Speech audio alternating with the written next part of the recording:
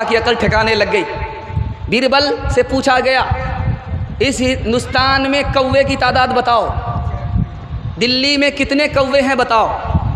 बीरबल ने समझ लिया कि ये तो उल्टा सीधा सवाल है, इसका उल्टा सीधा ही जवाब देना होगा। कहा कि हुजूर, दिल्ली में कौवे की तादाद 5555 है। तो लोगों ने कहा तेरा दिमाग ख़राब हो गया है, तुम्हें कैसे पता चल गया कि 5555 है? कहा कि यकीन नहीं तो गिन लो, बाप से भेंट हो जाएगी।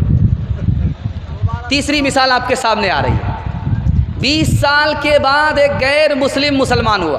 20 साल के बाद एक गैर मुस्लिम मुसलमान हुआ।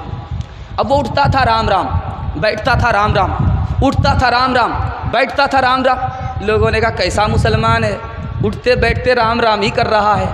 तो उसने कितना प्यारा जवाब दिया, बरसों का राम आहिस्ता आहिस्ता ही निकलेगा, इतनी जल्दी नहीं निकलेगा। इस हिंदुस्तान का बादशाह गुजरा, उसका नाम था औरंगज़ेब। दुआ कीजिए अल्लाह उनकी कब्र को नूर से भर दे। और हिंदुस्तान का नवाब था शिवाजी। शिवाजी और औरंगज़ेब बादशाह की लड़ाई हो गई। औरंगज़ेब ने शिवाजी के महल को, किले को घेर लिया, शिवाजी को बाहर निकलने ही नहीं दिया। दाना पानी जब ख़त्म हो गया तो शिवाजी ने अपनी माँ से कहा अब क्या करें, दाना पानी ख़त्म हो चुका है और मेरी जान का दुश्मन, खून का प्यासा औरंगज़ेब चारों तरफ से मुझको घेरे हुआ है। देखिए हिंदुस्तान कितना प्यारा, कितना खूबसूरत था। तारीख़ के हवाले से सुनाने के लिए जा रहा हूँ, इसको ध्यान से सुनिएगा, पयाम इंसानियत आप सुन रहे हैं। शिवाजी का राशन ख़त्म हो गया, दाना पानी ख़त्म हो चुका है, चारों तरफ से दुश्मन औरंगज़ेब के लश्कर ने घेर रखा है। तो माँ से पूछा कि करें क्या करें? कहा क्या करें, औरंगज़ेब से पूछ लो। कहा औरंगज़ेब तो मेरी जान का दुश्मन है। कहा जान का दुश्मन ज़रूर है लेकिन मुसलमान है, तुमको सही मशवरा देगा, गलत मशवरा नहीं देगा। माँ ने कहा है शिवाजी से कि बेटा राशन ख़त्म हो गया, किसी से पूछना नहीं, औरंगज़ेब से पूछो। तो शिवाजी ने कहा कि औरंगज़ेब से कैसे पूछें, वो तो मेरी जान का दुश्मन है, खून का प्यासा है। कहा ये ज़रूर है कि वो तुम्हारी जान का दुश्मन है लेकिन मुसलमान है, तुमको गलत मशवरा नहीं देगा, सही मशवरा देगा। अब शिवाजी ने औरंगज़ेब से कहा मेरा राशन ख़त्म हो गया। कहा क्या फ़र्क पड़ता है, जंग बंद कर लो 10 साल के लिए और राशन का इंतज़ाम कर लो, जब राशन का इंतज़ाम हो जाएगा तो फिर जंग शुरू कर देना। 10 साल के लिए शिवाजी को टाइम दे रहा है। कौन टाइम दे रहा है? औरंगज़ेब बादशाह कि 10 साल के लिए जंग बंद कर दो और इंतज़ाम कर लो, उसके बाद जंग करना। अब औरंगज़ेब से कहा कि 10 साल में तो वो मजबूत हो जाएगा, आपके ऊपर हमला करेगा। तो औरंगज़ेब का जवाब सुनिए, मेरे नबी ने अपने दुश्मन से 10 साल के लिए जंग बंद किया था, मैंने अपने नबी की सुन्नत पर अमल किया है, मुझे यकीन है कि जो सुन्नत पर अमल करेगा वही कामयाब होगा। मैंने नबी की सुन्नत का दामन थामा है, मैं ही कामयाब रहूँगा।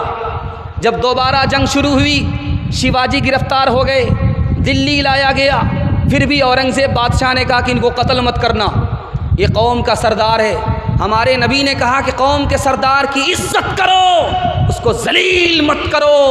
ये था खूबसूरत हिंदुस्तान, ये था खूबसूरत समाज, ये था भाईचारा, ये था औरंगज़ेब बादशाह का पयाम इंसानियत। दूसरी मिसाल आपके सामने आ रही है। ट्रेन में सफ़र हो रहा है, दुआ कीजिए अल्लाह उस आलिम दीन की कब्र को नूर से भर दे। उनका नाम था शेखुल इस्लाम हुसैन अहमद मदनी रहमतुल्लाह अलैह। आप देखेंगे कभी कभी ट्रेन में पानी बंद हो जाता, जब पानी बंद हो जाता है तो जो पखाना है उसमें लोग पखाना करते जाते हैं, वो भरता जाता, वो बाहर निकलता नहीं है, ऊपर रहता। इत्तिफाक से पानी बंद हो गया ट्रेन में और पखाना ऊपर है, कोई भी जा रहा तो छीछी करके वापस आ रहा। तो हिंदू पंडित जी थे, वो गए छीछी करके वापस आ गए, अंदर गए नहीं, और गाली गलौज करने लगे कि देखिए ये क्या इंजन है, क्या ट्रेन है, क्या है, सरकार है, क्या है, कोई इंतज़ाम नहीं है। शेखुल इस्लाम मौलाना हुसैन अहमद मदनी रहमतुल्लाह अलैह सुन रहे थे, समझ में आ गया कि पखाना साफ़ नहीं है। नाक में कपड़ा बांध करके अंदर घुस गए, सिगरेट वगैरह की डिबिया थी उसको जला करके साफ़ सुथरा कर दिया। उसके बाद आकर के उसी पंडित जी से कहते हैं कि वो मैं तो अभी गया था, बिल्कुल साफ़ सुथरा है, कहाँ गंदा, आप जाइए। हाजत पूरी करके आए। जब वो गए तो बिल्कुल साफ़ सुथरा है। कहा कि ये काम आप ही ने किया है। मैंने क्या किया? मैं तो अपने नबी की सुन्नत पर अमल किया। मेरे नबी के यहाँ कोई मेहमान आया था, उस मेहमान ने रात में पखाना कर दिया था बिस्तर पर, और रात सुबह सवेरे भाग गया था। जब बिस्तर के साफ़ करने की बारी आई तो हमारे नबी ने कहा कि कोई साफ़ नहीं करेगा, वो मेहमान मेरा था, मैं साफ़ करूँगा। जब वो तलवार भूल गया, वापस आया तो देखा कि मैंने पखाना किया, मेरे पखाने को नबी साफ़ कर रहे हैं, तो मेरा दिल भी साफ़ हो जाए, कलमा पढ़कर मुसलमान हो गया, मैंने नबी की सुन्नत पर अमल किया है। तीसरी मिसाल आपके सामने आ रही है। कैसा हिंदुस्तान था। आखिर में कबूलियत की घड़ी में उसी हिंदुस्तान की हम लोग दुआ करेंगे, अल्लाह हिंदुस्तान में भाईचारगी को वापस फरमाए, हिंदू मुसलमान को आपस का भाई भाई बनाए। आखिरी मिसाल दे रहा हूँ। रात का सन्नाटा है, शेखुल हिंद किसी का पैर दबा रहे, जिसका पैर दबा रहे हैं वो हिंदू है, और जो दबा रहा है वो शेखुल हिंद है, हिंदुस्तान का सबसे बड़ा आलिम। वो किसका पैर दबा रहा है? एक हिंदू का पैर दबा रहा है। शागिर्द आए, कहा कि हुजूर आप पैर दबाएंगे इतने बड़े आलिम होकर के, मैं पैर दबाऊंगा। तो कहा कि नहीं, तुम नहीं दबाओगे, मैं दबाऊंगा, क्योंकि ये मेरे मेहमान हैं। मेहमान की खिदमत नबी की सुन्नत है, नबी की सुन्नत पर अमल करता हूँ। ये नहीं देखता ये किस कौम का है, हमें तो अपने नबी की सुन्नत पर अमल करना है। नबी कौम को नहीं देखते थे, मेहरबान सब पर थे। हम कौम को नहीं देखते, मेहरबान सब पर होते हैं। इंशाअल्लाह दिल मिले या ना मिले, हाथ मिलाएंगे, हाथ उठा दीजिए। दिल अगर नहीं मिला हिंदू से तो हाथ मिलाने से कुछ नहीं होगा। दिल भी मिलाना है, हाथ भी मिलाना है, हाथ उठा दीजिए। हिंदू समाज को अपना भाई समझेंगे, हाथ उठा दीजिए। पड़ोसी जानेंगे, पड़ोसी मानेंगे नहीं, हाथ उठाइए। ध्यान से सुनिएगा। अफवाह थी के तबीयत खराब है, लोगों ने पूछ पूछ के बीमार कर दिया।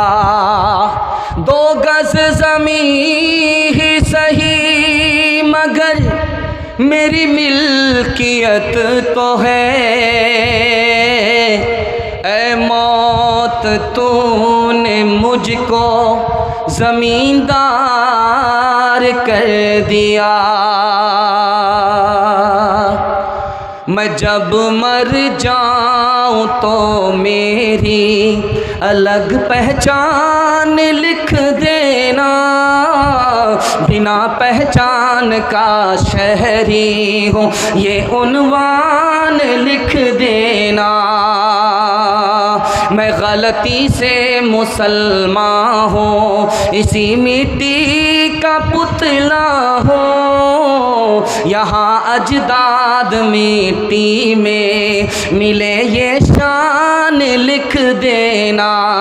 लहू में दौड़ता फिरता रहा मेरे वतन हमदम, लहू से मेरी पेशानी पे हिंदुस्तान लिख देना।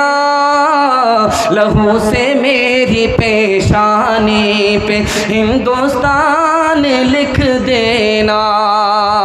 सारे जहां से अच्छा हिंदुस्तान हमारा, हम बुलबुले हैं इसकी ये गुलसिता हमारा।